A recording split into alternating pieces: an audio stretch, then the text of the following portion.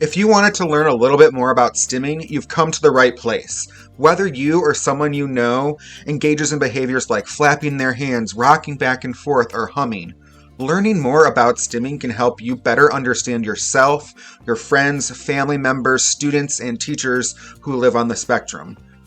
In this video, we're going to cover what stimming is, how it manifests, and its benefits, and we'll conclude with a few bonus thoughts about how you can affirm and support those who stim. So let's start with a basic definition. Stimming is just kind of any repetitive behavior that soothes the self. Stimming itself is short for self-stimulation.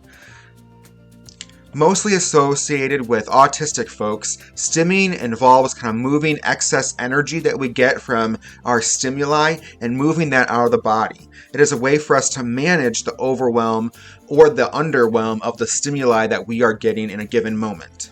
Hand flapping is the most common type of stimming that I've seen people write about, but there are a whole bunch of different ways that someone might stim.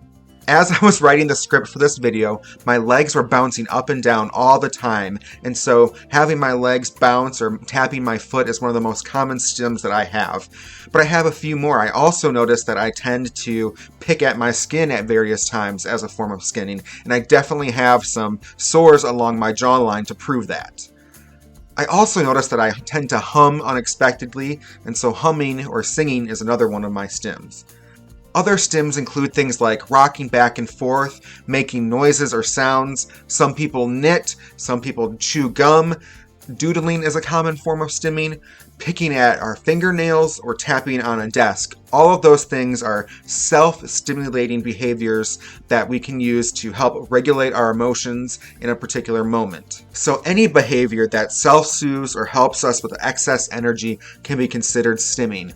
And so take a moment to let us know in the comments below any other stims that you have or any other stims that you know about, so we can show all the different types of stims that people have. And because larger stims like hand flapping can be met with rebuke or awkward stares, sometimes people develop less noticeable stims to do in public. And it's unfortunate that stims get that kind of negative reputation, or at least considered not socially acceptable, because stimming can actually be really beneficial for people. As I've read more about stimming, I know that stimming is a way for us to help regulate ourselves and that it is beneficial.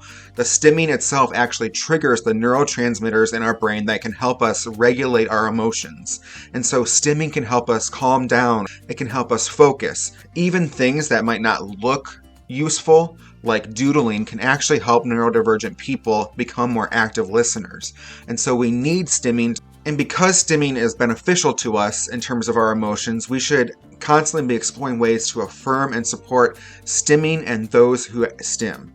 And so here are a few quick tips that I thought of about how we can be better at affirming and recognizing and supporting stimming. First, awareness is critical. We need to know about stimming in order for us to support people who stim, recognize stimming when it's happening, and respect people's boundaries. And so the more people that know and talk about stimming, the better. Because of that, please take a moment to share this video with someone that you know or on your social media account so we can continue to spread awareness about stimming. Second, if you stim, it's important for you to be able to advocate for yourself and share your needs with others, or at least share why you are engaging in the behaviors that you are engaging. And I know that can be tricky.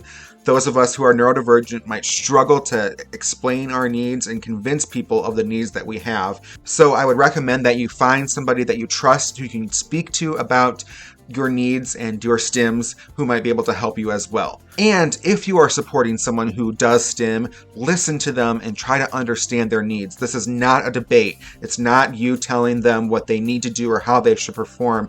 It's you listening to them and honoring their requests and asking them how you can continue to support them and advocate for them and their needs. Third, know that not everybody stims in the same way. Some people are okay with stimming in public, others are not. So respect people's boundaries. If someone needs to take a moment to be in private, respect that. Don't try to control someone and their stimming behavior unless they are endangering themselves or others. Respect if someone needs to doodle in order to focus in a meeting or in a classroom.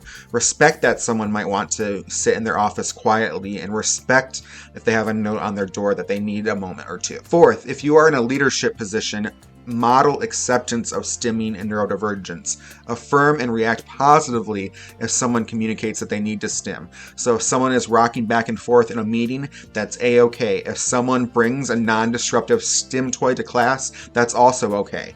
Lead by example and set a tone that stimming is not this epic distraction or epic bad behavior, but rather a behavior that people are doing to be able to participate, self-regulate, and navigate their situation. So to learn more about neurodivergence, please take a moment to subscribe to our channel. We share content mostly related to neurodivergence and education and how we can help people who are neurodivergent succeed in school and in life.